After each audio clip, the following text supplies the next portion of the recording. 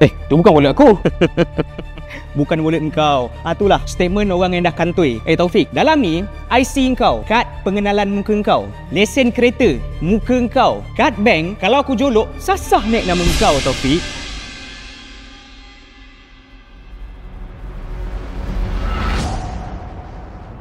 Kami daripada Lembaga Keselamatan Makanan dan Kesihatan, kami ada waran untuk tutup restoran ni serta-merta. Siapa you report?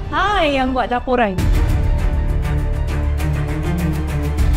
Kan I dah cakap, I takkan biarkan restoran ni terlepas macam tu je. Apa saja mistake yang you guys buat, macam ni je I pick up. Masalahnya ni bukan mistake, ni sabotage. Ni semua nak? Chef Kamal. Dah kenapa ni? Chef dengan anak-anak tikus chef ni dah boleh packing barang dan keluar daripada restoran ni. Sebab restoran ni bakal ditutup berkuat kuasa serta-merta. Mona, kalau nak buat satu benda, kena ada siasatan. Siasat apa lagi, Chef? Bukti dah ada depan mata.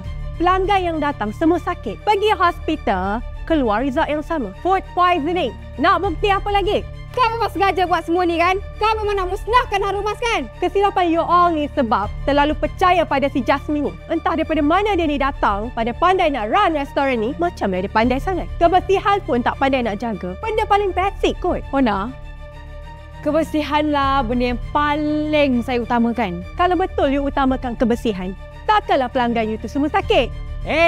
Kau jangan nak tuduh-tuduh Jasmine Macamlah kita orang tak tahu engkau dah plan semua ni. Kau nak sabotaj Harumas, lepas tu kau buat report. Kau nak tutup Harumas kan? Apa ni main tuduh-tuduh?